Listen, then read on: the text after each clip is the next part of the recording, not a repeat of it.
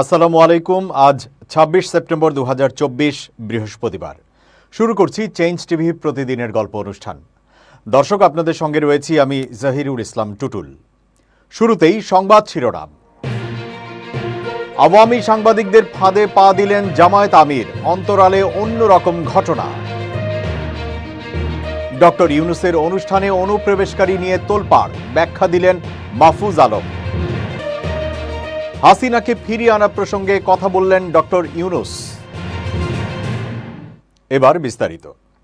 নেটিজেনদের একটি অংশ বলছেন, আওয়ামী লীগের সাংবাদিকদের ফাঁদে পা দিয়েছেন বাংলাদেশ জামায়াতে ইসলামীর আমির ডক্টর শফিকুর রহমান।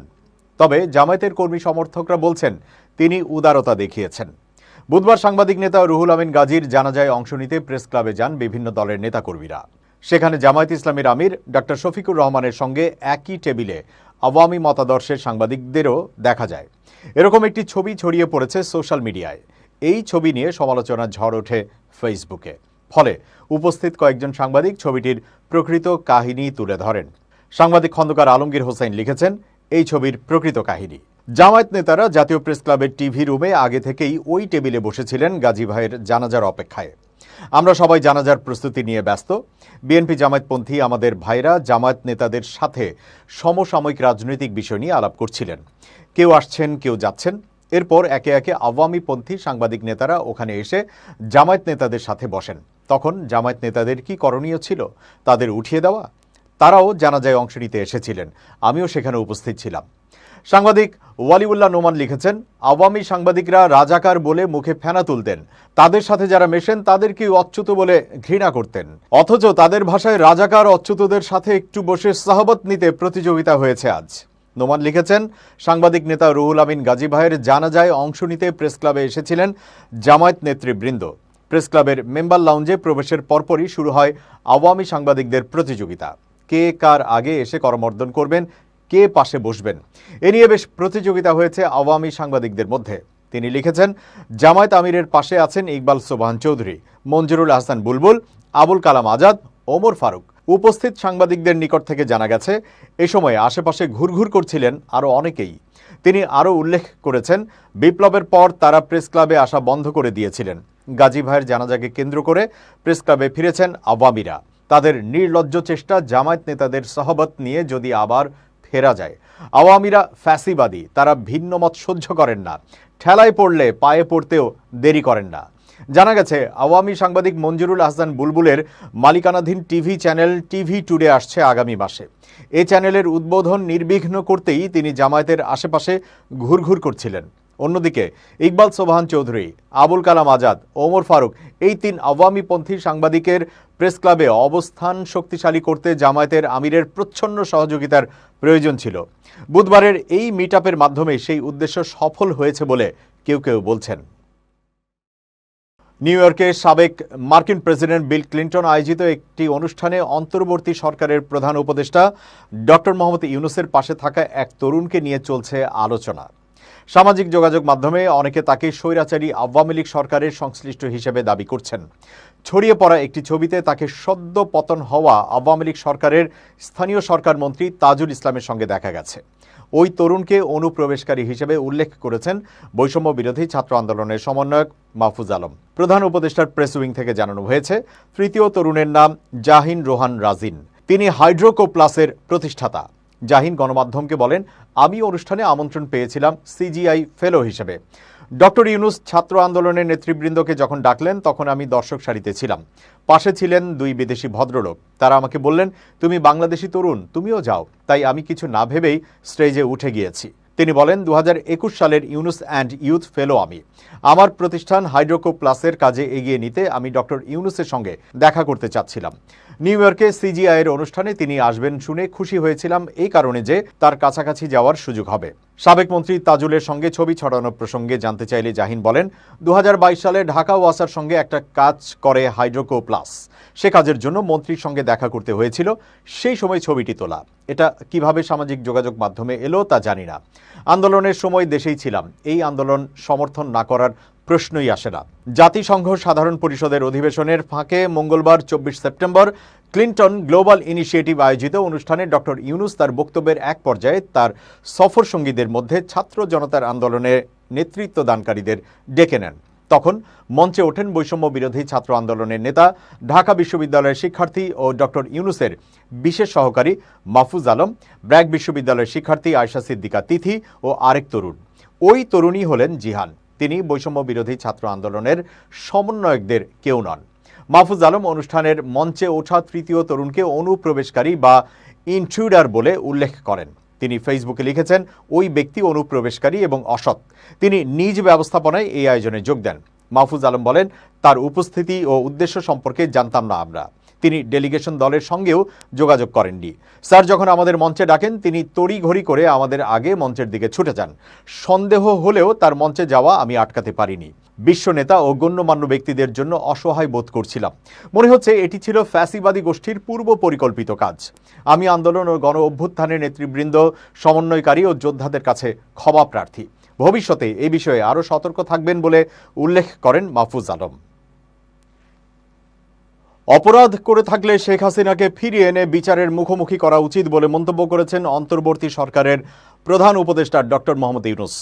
যুক্তরাষ্ট্রের নিউ ইয়র্কে এক অনুষ্ঠানে করা প্রশ্নে ডক্টর ইউনূস একথা বলেন। জাতিসংঘের সাধারণ পরিষদের অধিবেশনে যোগ দিতে তিনি এখন যুক্তরাষ্ট্রে রয়েছেন। নিউ ইয়র্কে মার্কিন সংবাদ মাধ্যম নিউ ইয়র্ক টাইমস আয়োজিত ক্লাইমেট ফরওয়ার্ড শীর্ষক সম্মেলনে অংশ নেন ডক্টর ইউনূস।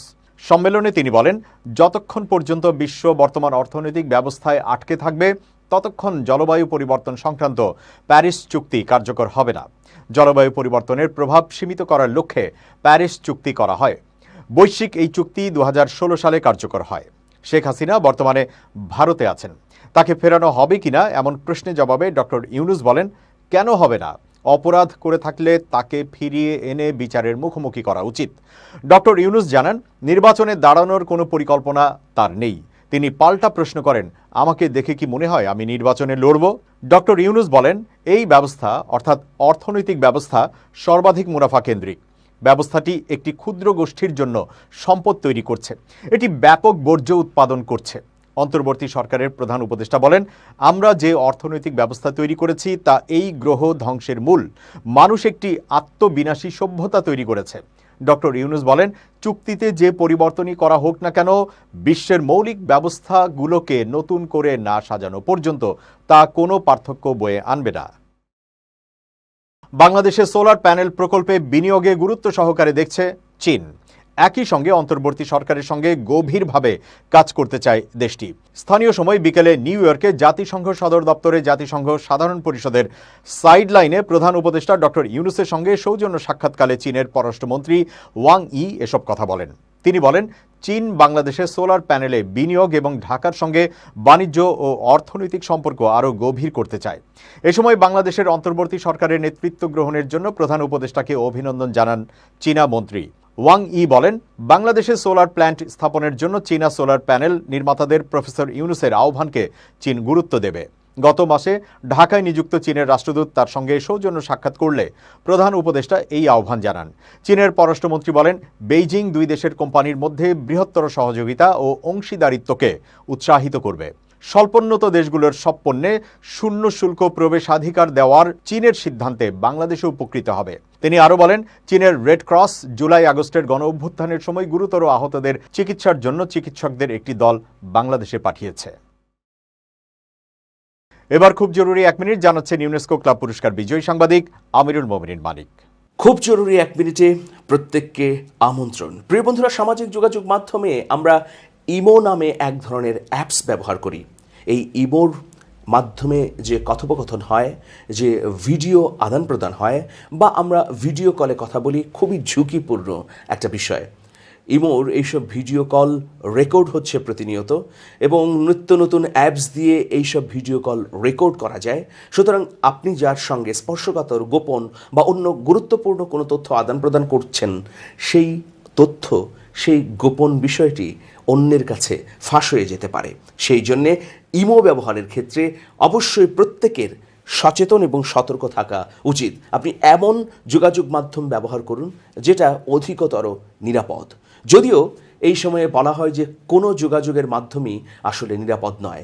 সেই জন্যে আপনি যে কথাটি বলছেন, যেভাবে নিজেকে উপস্থাপন করছেন, সেক্ষেত্রে আপনি কি মনে করেন তা যথাযথ আছে? অন্য কেউ জেনে গেলে আপনার ক্ষতি হবে কিনা? যদি আপনার ক্ষতি হয় তাহলে সেই ধরনের কথাবার্তা, ভিডিও আদান প্রদান থেকে এখনই বিরত থাকুন। তাহলে আপনি ফাঁদমুক্ত থাকতে পারবেন। ভালো থাকুন, শুভেচ্ছা নিরন্তর। এবার দেশের বাইরের প্রসঙ্গ। নমনীয় কাঠামোর চেইন অব কমান্ড, বিস্তৃত সুড়ঙ্গ নেটওয়ার্ক ও গত 1 বছরে ক্ষেপণাস্ত্র ও অস্ত্রের বিশাল অস্ত্রাগার গড়ে তোলার কারণে হিজবুল্লাহ ইসরায়েলের হামলা সামলে উঠতে পারছে। হিজবুল্লাহর কর্মকাণ্ড সম্পর্কে অবগত 3টি সূত্রের বরাতে রয়টার্স এই তথ্য জানিয়েছে। গত সপ্তাহে ইসরায়েলের হামলায় হিজবুল্লাহর জ্যেষ্ঠ কমান্ডারদের টার্গেট করা হয়েছে এবং পেজার এবং ওয়াকিটকিতে বিস্ফোরণেও অনেকে প্রাণ হারিয়েছেন। গত শুক্রবার ইসরায়েলের হামলায় হিজবুল্লাহর অভিজাত রাদওয়ান বাহিনীর প্রতিষ্ঠা ও নেতৃত্ব দেওয়া ইব্রাহিম আকিল নিহত হন। সোমবার বৈরুতে হামলায় 560 জনেরও বেশি মানুষ মারা গেছেন। নিহতদের মধ্যে 50 জন শিশুও ছিল বলে জানিয়েছে দেশটির স্বাস্থ্য মন্ত্রণালয়। রোববার ইসরায়েলের সামরিক বাহিনীর প্রধান হারজি হালেভি দাবি করেছেন, আকিলের মৃত্যু হিজবুল্লাহকে নাড়া দিয়েছে। তার দাবি, হামলায় হিজবুল্লাহর হাজার হাজার রকেট ও শেল ধ্বংস হয়েছে। তবে হিজবুল্লাহ কর্মকাণ্ডের সঙ্গে পরিচিত 2টি সূত্র জানিয়েছে যে গোষ্ঠীটি দ্রুতই হামলায় নিহত আকিল ও অন্যান্য জ্যেষ্ঠ কমান্ডারদের দায়িত্ব প্রতিস্থাপন করেছে। হিজবুল্লাহ নেতা সৈয়দ হাসান নাসরাল্লাহ 1 আগস্টের একটি বক্তৃতায় বলেছিলেন, যখনই কোনো নেতাকে হত্যা করা হয় তখন দলটি দ্রুত তার শূন্যস্থান পূরণ করে। হিজবুল্লাহর একজন কর্মকর্তা রয়টার্সকে বলেছেন, যোগাযোগ ডিভাইসে হামলায় 1,500 যোদ্ধা আহত হয়েছেন। তাদের অনেকেই অন্ধ হয়ে গেছেন বা তাদের হাত উড়ে গেছে। এটি একটি বড় ধাক্কা হলেও হিজবুল্লাহর শক্তির একটি ভগ্নাংশই কেবল ক্ষতিগ্রস্ত হয়েছে। শুক্রবার মার্কিন কংগ্রেসের একটি প্রতিবেদনে গোষ্ঠীটির যোদ্ধার সংখ্যা 40 থেকে 50 হাজারের মতো বলে উল্লেখ করা হলেও নাসরাল্লাহর দাবি দলটির 1 লাখ যোদ্ধা রয়েছেন। অক্টোবর থেকে মিত্র হামাসের সমর্থনে ইসরায়েলে নানা সময় ছোট আকারে হামলা করেছে হিজবুল্লাহ। 3টি সূত্রের বরাত দিয়ে রয়টার্স জানিয়েছে, তখন থেকে দক্ষিণের ফ্রন্টলাইন এলাকায় হিজবুল্লাহ যোদ্ধাদের পুনরায় মোতায়েন করেছেন। এসব যোদ্ধাদের অনেকেই সিরিয়া থেকেও এসেছেন বলে জানিয়েছে এই সূত্রগুলো। সর্বাত্মক যুদ্ধ এড়াতে চাইলেও পরবর্তীতে দীর্ঘস্থায়ী সংঘাতের আভাস পেয়ে হিজবুল্লাহ লেবাননে দ্রুত গতিতে অনেক রকেট জড়ো করা হয়েছে বলেও জানিয়েছে রয়টার্স। হিজবুল্লাহর প্রধান সমর্থক এবং অস্ত্র সরবরাহকারী ইরান। মধ্যপ্রাচ্য জুড়ে বিভিন্ন দেশে ইরানের মিত্র বাহিনীগুলোর মধ্যে সবচেয়ে শক্তিশালী দল এই হিজবুল্লাহ। তাদের অনেক অস্ত্রই ইরানি, রাশিয়ান বা চীনা মডেলের। বিষয়টির সংবেদনশীলতার কারণে রয়টার্সের সূত্রগুলোর নাম প্রকাশে রাজি হয়নি। নতুন আসা অস্ত্রগুলো সম্পর্কে বা কোথা থেকে কেনা হয়েছে সে বিষয়ে বিস্তারিত কিছু জানায়নি সূত্রগুলো। হিজবুল্লাহর মিডিয়া অফিসও এই প্রতিবেদনে উল্লেখিত বিষয়ে মন্তব্য করতে রয়টার্সের অনুরোধের জবাব দেয়নি। হিজবুল্লাহ জানিয়েছে, সীমান্ত থেকে 100 কিলোমিটার দূরে তেল আবিবের কাছে একটি ইসরায়েলি গোয়েন্দা ঘাঁটি লক্ষ্য করে তারা হামলা চালিয়েছে। ইসরায়েলি সামরিক বাহিনী জানিয়েছে, তেল আবিবে একটি ভূমি থেকে ভূমিতে নিক্ষেপ করা মিসাইল ইসরায়েলি বিমান বাধা দেওয়ায় সতর্কীকরণ সাইরেন বেজে উঠেছিল। হিজবুল্লাহর সবচেয়ে শক্তিশালী রকেটগুলোর মধ্যে কোনটি উৎক্ষেপণ করা হয়েছে তা এখনও জানায়নি গোষ্ঠীটি। হিজবুল্লাহর কাছে ইরান নির্মিত ফাতেহ 110 ব্যালিস্টিক ক্ষেপণাস্ত্র রয়েছে, যার রেঞ্জ 250 থেকে 300 কিলোমিটার। ওয়াশিংটনের centre for strategic and international studies 2018 সালের একটি গবেষণাপত্র অনুসারে হিজবুল্লাহর ফাতেহ 110-এর 450 থেকে 500 কেজি ওয়ারহেড রয়েছে। এক জ্যেষ্ঠ নিরাপত্তা কর্মকর্তা দাবি করেছে, পেজার এবং রেডিও বিস্ফোরিত হওয়ার পরও হিজবুল্লাহর রকেট হামলা চালাতে সক্ষম হওয়াটাই প্রমাণ করে যে গ্রুপটি বিশৃঙ্খল পরিস্থিতির মুখেও চেইন অব কমান্ড বজায় রেখে কাজ করতে পারছে। ফিক্সড লাইন টেলিফোন নেটওয়ার্ক এবং অন্যান্য ডিভাইস ব্যবহার করে নিজেদের মধ্যে যোগাযোগ বজায় রেখে চলেছে। অনেক যোদ্ধা পেজারের পুরনো মডেল বহন করেছিলেন, ফলে গত সপ্তাহের আক্রমণে তাদেরও কোনো ক্ষতি হয়নি। রয়টার্স এই তথ্য স্বাধীনভাবেই যাচাই করতে পারেনি বলে জানিয়েছে। বিস্ফোরিত পেজারগুলোর বেশিরভাগ আঘাত করেছে বৈরুতে, মূল ফ্রন্টলাইন থেকে অনেক দূরে। ইসরায়েলের হামলায় বেশ কয়েকজন কমান্ডার নিহত হওয়ার প্রতিক্রিয়ায় হিজবুল্লাহ ফেব্রুয়ারিতে যোদ্ধাদের সেলফোন ব্যবহারে নিষেধাজ্ঞা দিয়ে পেজার ব্যবহার বাড়িয়েছিল। রয়টার্সের সঙ্গে কথা বলা জ্যেষ্ঠ কর্মকর্তা জানিয়েছেন, চেইন অব কমান্ড ভেঙে গেলেও সীমান্তের কাছে কয়েকটি গ্রাম নিয়ে গঠিত ছোট স্বাধীন গ্রুপে কাজ করার জন্য ফ্রন্টলাইন যোদ্ধাদের প্রশিক্ষণ দেওয়া হয়েছে। তারা স্বাধীনভাবেই দীর্ঘ সময়ের জন্য ইসরায়েলি বাহিনীর সঙ্গে লড়াই করতে সক্ষম বলেও জানিয়েছে সূত্রটি। 2006 সালে হিজবুল্লাহ এবং ইসরায়েলের মধ্যে সবশেষ যুদ্ধের সময় এমন ঘটনা ঘটেছিল। ইসরায়েলের হামলার মুখেও কয়েক সপ্তাহ ধরে গোষ্ঠীটির যোদ্ধারা কয়েক সপ্তাহ ধরে সীমান্তের গ্রামগুলোতে যুদ্ধ চালিয়ে গিয়েছিল। দুটি সূত্র জানিয়েছে হিজবুল্লাহ বেশ ভালোভাবেই তাদের অস্ত্র লুকিয়ে রেখেছে। রোববার দক্ষিণ লেবাননের এমন এলাকা থেকে রকেট ছোড়া হয়েছিল যেখানে তার কিছুক্ষণ আগেই ইসরায়েল হামলা চালিয়েছিল। হিজবুল্লাহর একটি ভূগর্ভস্থ অস্ত্রাগার রয়েছে বলে মনে করা হয় এবং গত মাসে প্রকাশিত এক ফুটেজ যাতে দেখা যায় হিজবুল্লাহর যোদ্ধারা রকেট লঞ্চার নিয়ে টানেলের মধ্য দিয়ে ট্র্যাক চালাচ্ছেন। রোববার ছোড়া রকেটগুলো ভূগর্ভ থেকে নিক্ষেপ করা হয়েছিল কিনা সেটি অবশ্য রয়টার্সের সূত্র জানাতে পারেনি। দর্শক, শেষ করছি প্রতিদিনের গল্পের আজকের গল্প। changetv.press বাংলাদেশের ইউটিউব জার্নালিজমের অগ্রদূত।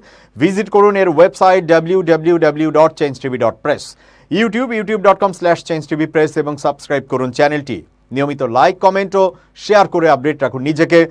ভালো থাকুন, নিরাপদে থাকুন। শুভেচ্ছা নিরন্তর।